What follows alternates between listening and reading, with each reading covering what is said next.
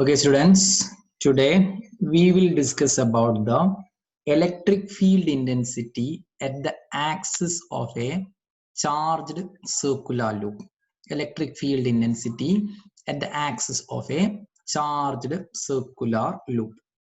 For that, let me draw a diagram for you. This is our charged circular loop.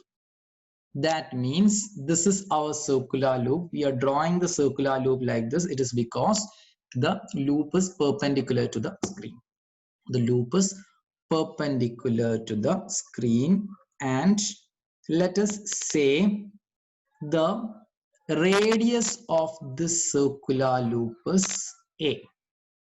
Let A be the radius of the circular loop. Axis of this loop is the line passing through the center perpendicular to the ring.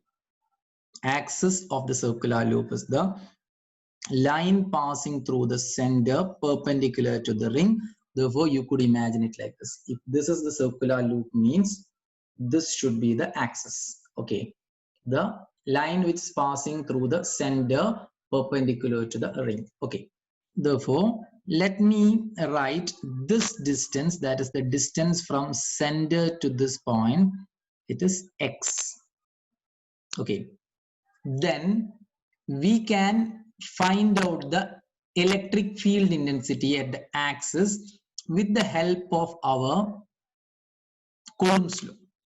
What was Coulomb's law? Coulomb's law was F is equal to 1 by 4 pi epsilon 0 Q1 Q2 by R square. This was our Coulomb's law. Then we could write electric field intensity due to a point charge. It is 1 by 4 pi epsilon 0 Q by R square. We know this equation. Then let us take a small segment of this charge. That is, let us consider this is the small portion of our circular loop. Let this small portion's length be dl. Its length is dl. The charge in this small portion, let us say it is dq. dq is the small charge which is in the small segment over here. Let us say the total charge of this circular loop is q. Let the total charge of the circular loop be q, and the charge in a small segment dl, it is dq. Then you just consider a line from dl, to the point where we have to find out the electric field intensity. This is the axial point where we have to find out the electric field intensity. For finding out the electric field intensity, let us initially consider this small charge dq over here. Let that small charge dq be positive. Then due to this small charge dq, there will be an electric field intensity over here, and that electric field intensity will be in this direction. That is, if I am placing a unit positive charge over here, this dl or dq charge, it will repel. Therefore, let me write dE. It is the small electric field intensity due to this small dl charge.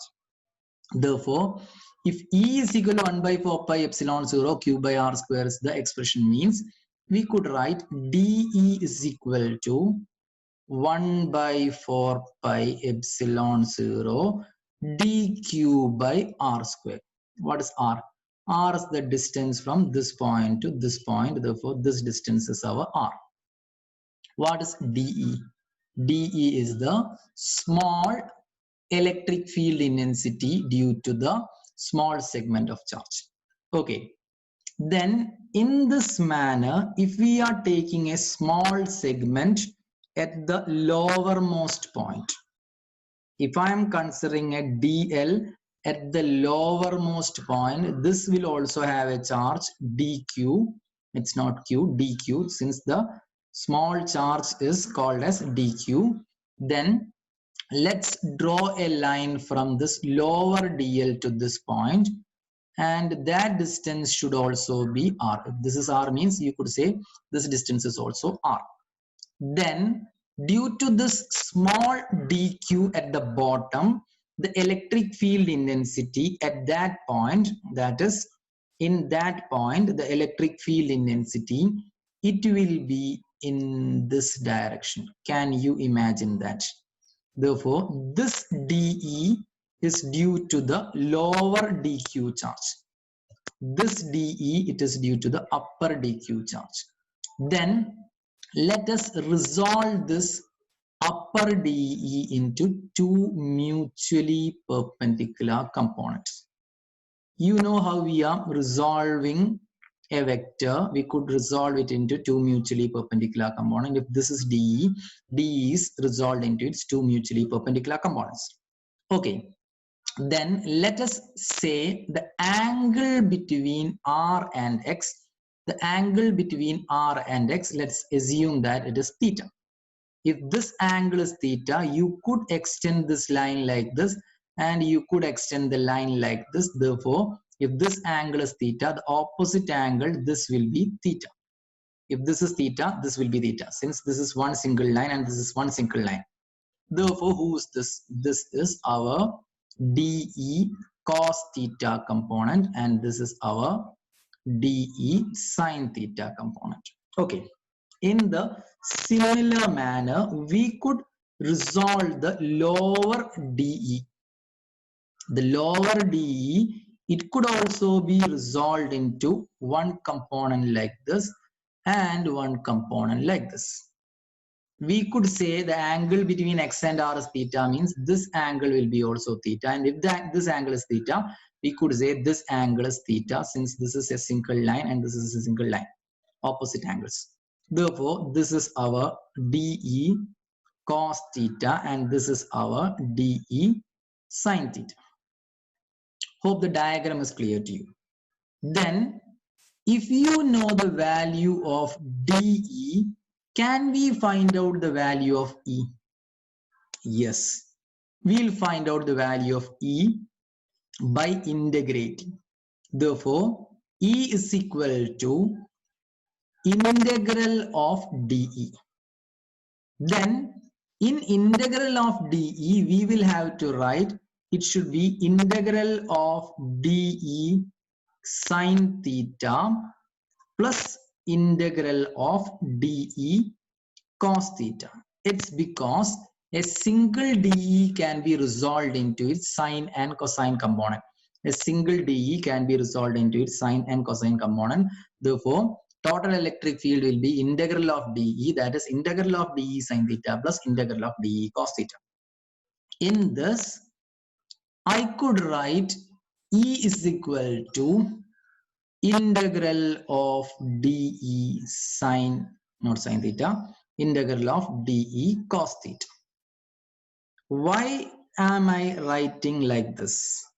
It's because we could say integral of dE cos theta is 0. Note that integral of dE sin theta is 0. Why? Why am I saying integral of dE sin theta is 0? It is because it is clear from the diagram that the dE sin theta components are in the opposite direction. They will cancel each other. Therefore, if you are taking any dl or any dq in the charge system, the sin theta components will get cancelled out each other. Therefore, integral of dE sin theta is 0.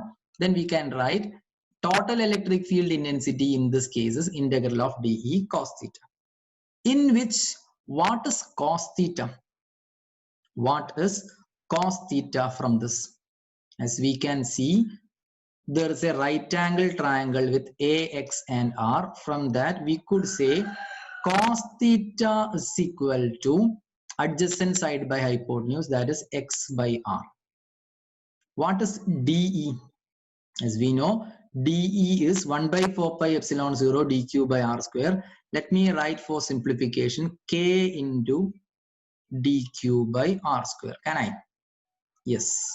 Then the total electric field intensity, in this case it will be E is equal to integral of, what is dE?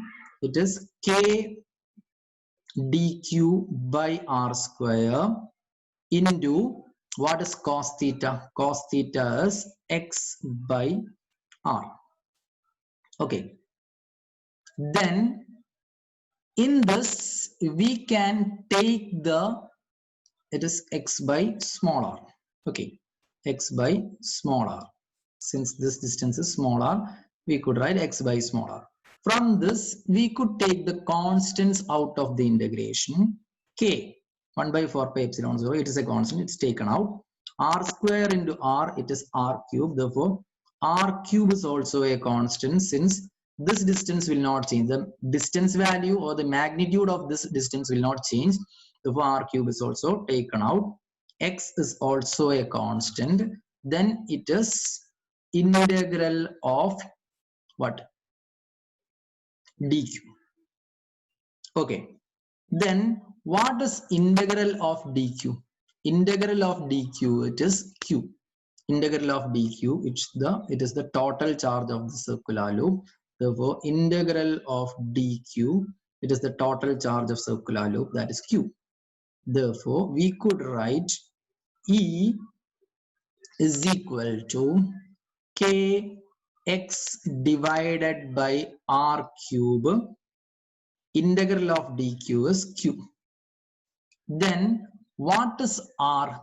You can see a right angle over here, and from this r can be written as root of a square plus x square.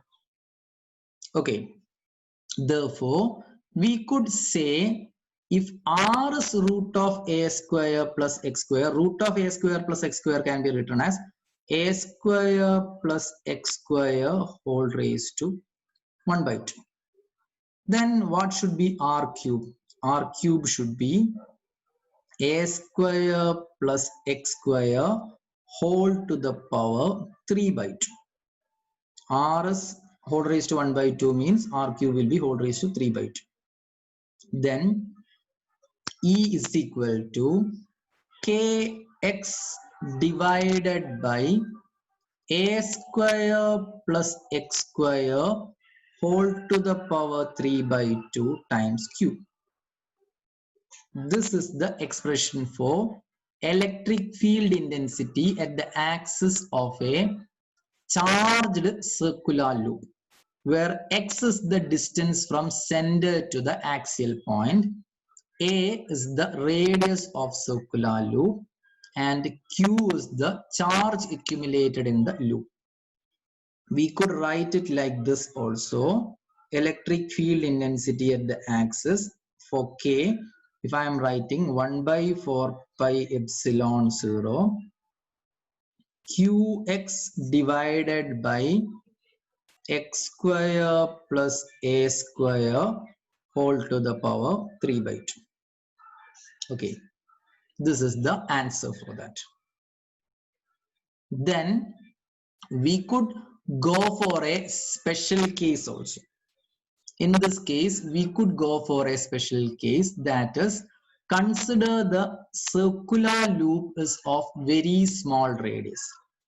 When compared to the axial distance, if x is much greater than a, if x is much greater than a, then we can go for an approximation, that is x square plus a square can be approximated as x square. If it can be approximated as x square, then we could write electric field intensity at the axis as 1 by 4 pi epsilon 0 qx divided by x square raised to 3 by 2.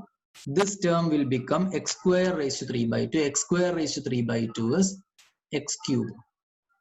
Then x cube and x will get cancelled. Then it will be E axis is equal to 1 by 4 pi epsilon 0, 1 by 4 pi epsilon 0 q by x square. Okay, therefore, these are the formulas that we have to remember. If I am taking the highlighter, this is the one important formula that we have to remember, or it could be also written like this. E axis is equal to 1 by 4 pi epsilon 0 qx divided by x square plus a square whole raised to 3 by 2.